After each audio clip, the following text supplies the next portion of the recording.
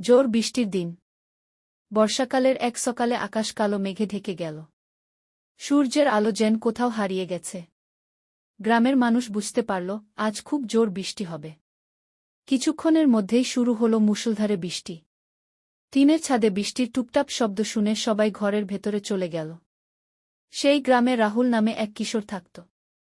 সে বৃষ্টি খুব পছন্দ করত। জানালার পাশে দাঁড়িয়ে সে বৃষ্টির সৌন্দর্য দেখছিল।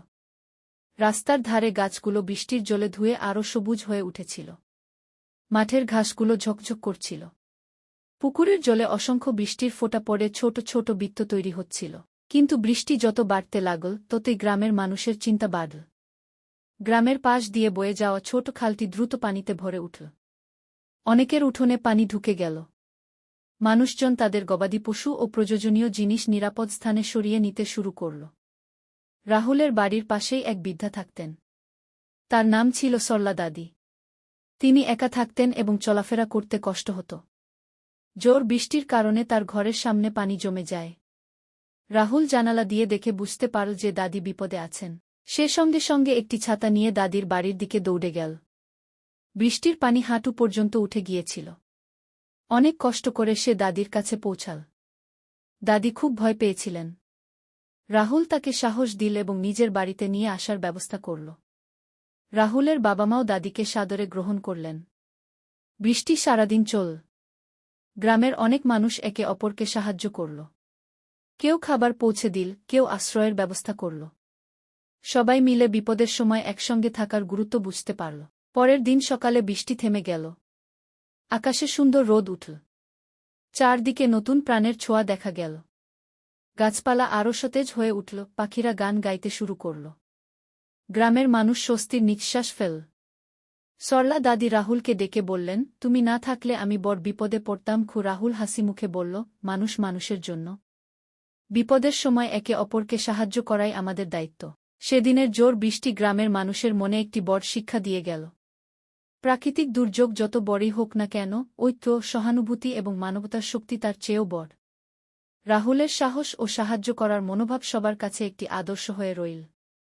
গ্রামের মানুষ দীর্ঘদিন ধরে সেই জোর বৃষ্টির দিনের কথা মনে রেখেছিল এবং রাহুলের প্রশংসা করেছিল। জোর বৃষ্টির দিন। বর্ষাকালের এক সকালে আকাশ কালো মেঘে ঢেকে গেল। সূর্যের আলো যেন কোথাও হারিয়ে গেছে। গ্রামের মানুষ বুঝতে পারল, আজ খুব জোর বৃষ্টি হবে।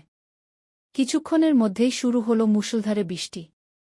টিনের ছাদে বৃষ্টির টুপটাপ শব্দ শুনে সবাই ঘরের ভেতরে চলে গেল। সেই গ্রামে রাহুল নামে এক কিশোর থাকত। সে বৃষ্টি খুব পছন্দ করত। জানালার পাশে দাঁড়িয়ে সে বৃষ্টির সৌন্দর্য দেখছিল। রাস্তার ধারে গাছগুলো বৃষ্টির জলে ধুয়ে আরও সবুজ হয়ে উঠেছিল। মাঠের ঘাসগুলো ঝকঝক করছিল।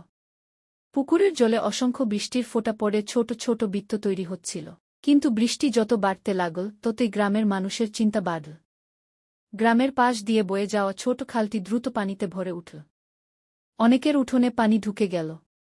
মানুষজন তাদের গবাদি পশু ও প্রয়োজনীয় জিনিস নিরাপদ স্থানে সরিয়ে নিতে শুরু করল। রাহুলের বাড়ির পাশেই এক বৃদ্ধা থাকতেন।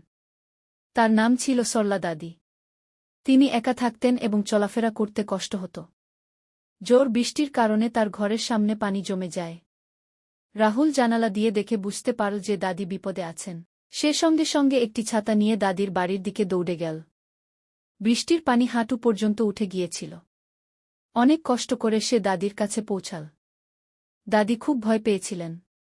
রাহুল তাকে সাহস দিল এবং নিজের বাড়িতে নিয়ে আসার ব্যবস্থা করল। রাহুলের বাবা-মাও দাদিকে সাদরে গ্রহণ করলেন। বৃষ্টি সারাদিন চল। গ্রামের অনেক মানুষ একে অপরকে সাহায্য করল।